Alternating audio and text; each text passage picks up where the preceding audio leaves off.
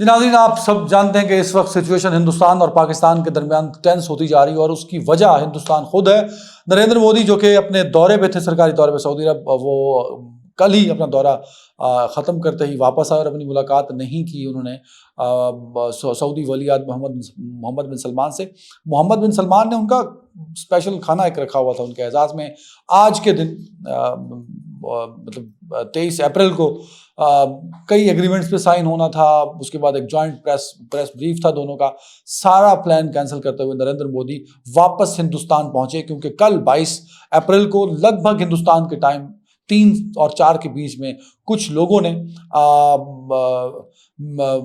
पहलगाम गांव के, जो कि एक तफरीही मकाम है जम्मू और श्रीनगर के बीच में, वहाँ सियाहों को टारगेट किया, उनका कत्ल किया। और आज जो cabinet committee on security, Hindustan की पार्लियामेंट की जो कमेटी है, उसमें जो ऑफिशियल फिगर दिए गए हैं वो ये बताया गया कि 25 हिंदुस्तानी और 1 नेपाली शहरी इसमें हलाक हुए हैं। अब वो जो जिन्होंने हमला किया, वो जो दहशतगर्द थे, अब वो कितने थे? 4 थे, 5 थे, 6 से 7 थे। ये इस पूरी जो कैबिनेट कमेटी की मीटिंग है, हिंदुस्तान की cabinet committee on security, Narendra Modi साहब इसको चेयर करते हैं। 4 इसके ऑफिशियल मेंबर्स होते हैं। एक मिनिस्टर फॉर एक्सटर्नल अफेयर, वजीर खारजा, दूसरा होम मिनिस्टर जिसको वजीर दाखिला कहते हैं, तीसरा वजीर खजाना जिसको फाइनेंस मिनिस्टर कहते हैं, और वजीर दिफा इसका मेंबर होता है।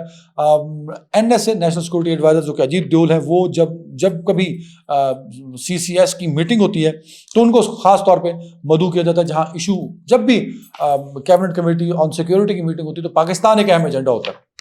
तो पिछली कई मीटिंग से मुसलसल अजीत डोल को भी इस मीटिंग में दावत दी जाती है। तो अब इस कमेटी ने फैसले क्या किए? इस कमेटी ने 5 फैसले किए, और ये 5 फैसले, एक तो ये घबराहट हिंदुस्तान के वजीर आजम नरेंद्र मोदी के, वो सऊदी अरब का दौरा खत्म करते ही फौरन वापस पहुंचे। फिर घबराहट में उन्होंने ये किया कि एयरपोर्ट पर उतरते ही कि अपने ऑफिस जाओ, बाकायदा ब्रीफिंग लो। वहीं एयरपोर्ट पर बैठकर उन्होंने ब्रीफिंग ली कि क्या हुआ है। मैं ये नहीं कहता कि दहशतगर्दी के हमले की मजम्मत नहीं करता, मैं बिल्कुल उसकी मजम्मत करता हूँ। दहशतगर्दी या किसी भी तरह से एक जान भी बड़ी कीमती जान होती है। 26 लोगों की जान चली गई, बड़ा हमला था, लेकिन उसको इतना पैनिक बना देना। 1.5 अरब आवाम का, लोगों का वो मुल्क है, दुनिया की 6ठी बड़ी इकोनॉमी है। तो इतने बड़े मुल्क के आप वजीर आजम है और आप कहते हैं कि कश्मीर बड़ा सेटल्ड है, और आप इतने पैनिक हैं कि आप सऊदी अरब से फौरन भाग के वापस आते हैं कि आपके अलावा तो पूरे मुल्क में है कोई नहीं जो सिक्योरिटी सिचुएशन को और सूरत हाल को समझ सके। फिर आप एयरपोर्ट पे उतरते हैं और आप कहते हैं कि मैं ऑफिस नहीं जाऊंगा, मुझे यहीं बैठ के ब्रीफिंग करो। हो जाती है आपकी ब्रीफिंग। फिर आप फौरी तौर पे कल भी आपने अमित शाह को भेजा कि वो कश्मीर जाएं। आज फिर आपने उनको कश्मीर भेजा कि जाके कश्मीर की सिचुएशन को देखें। फिर शाम को लगभग 7 बजे के आसपास CCS की मीटिंग हुई, और उस मीटिंग का जो प्रेस ब्रीफ है वो 2 सफ़ों पर मुश्तमिल है, जिसमें 5 इकदाम उठाए गए हैं पाकिस्तान के खिलाफ।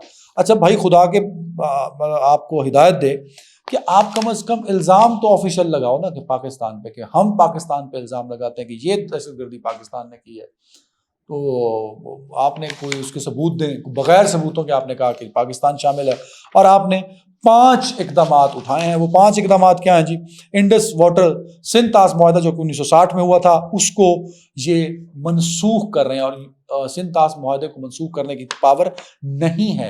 यकतरफा दोनों पार्टीज, हिंदुस्तान और पाकिस्तान, यकतरफा इस मुआहदे को मनसूख नहीं कर सकते। सिंध तास मुआहदा 1960, उसकी शिक नंबर 12 की सब शिक 4 है, जिसमें ये वाज़े लिखा है कि दोनों फ्री का कंसेंट होगा तभी ये मुआहदा मनसूख या मुअत्तल हो सकता है, अदरवाइज नहीं हो सकता। तो ये आप इंप्लीमेंट ही नहीं कर सकते। वर्ल्ड बैंक इसमें गारंटर भी है।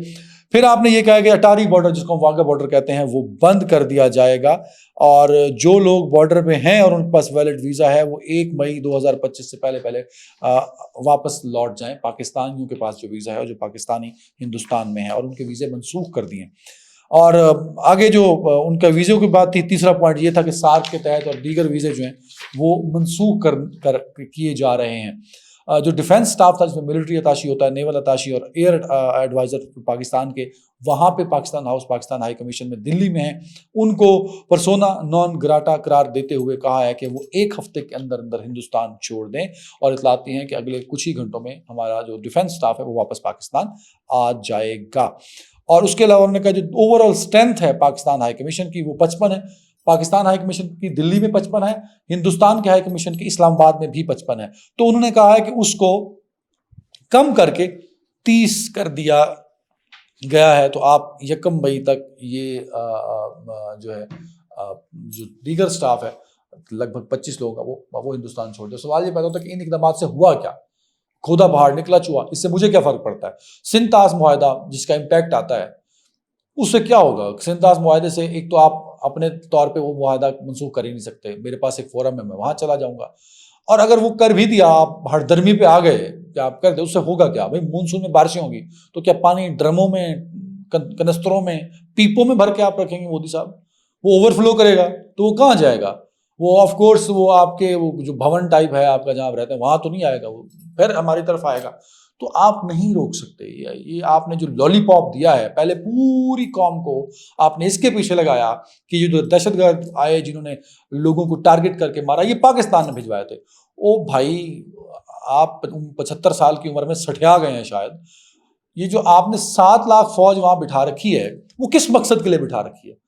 मतलब अगर वो नहीं रोक सकती, मैं मान लेता हूं कि इन्फिल्ट्रेशन हो गई, ओ भाई इन्फिल्ट्रेशन नहीं रोक सकती तो वो फौज है किस काम की? आपका इतना बड़ा इंटेलिजेंस नेटवर्क है, वो फेलियर है उसका।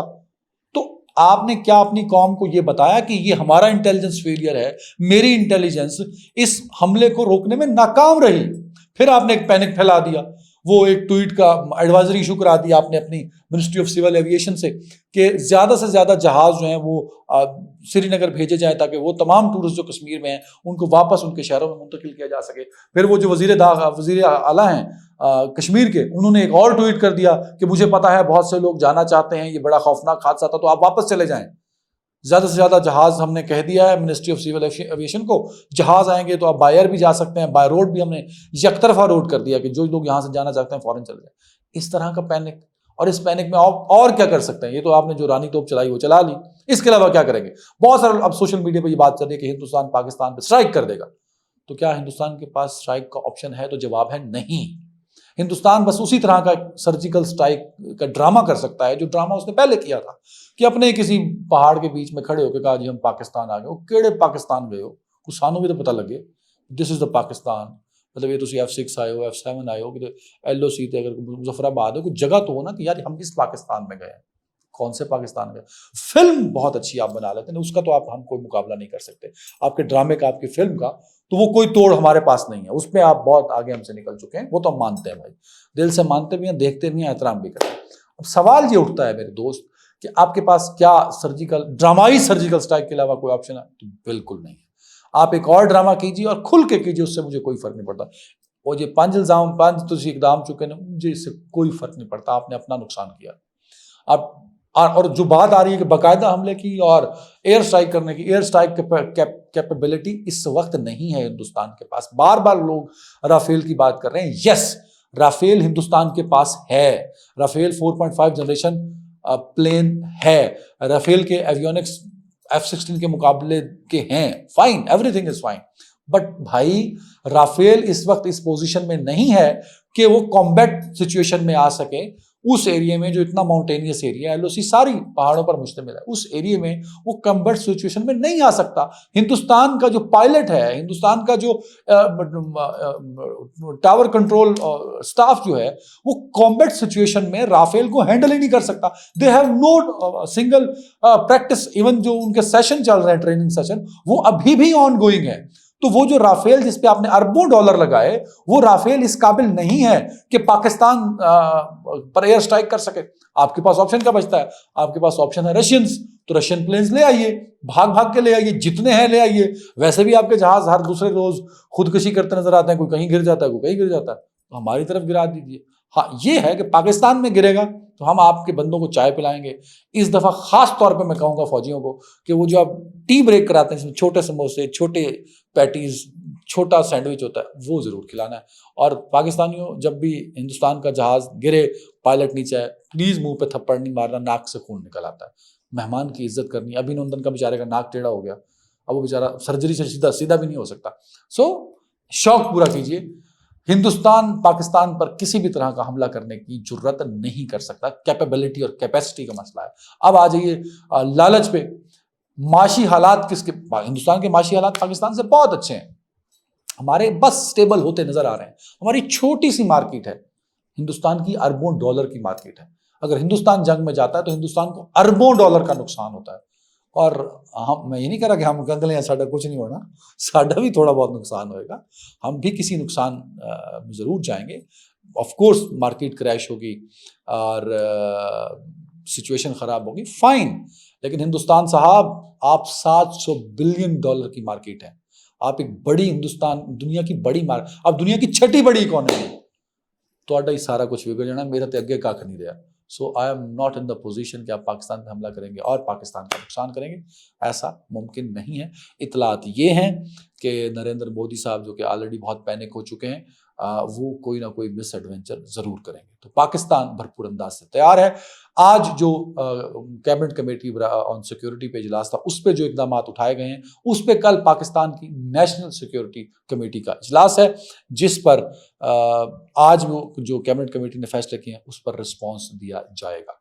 सो हमारा रिस्पॉन्स भी वही होगा मेरे दोस्तों, जो आपने हम पे किया।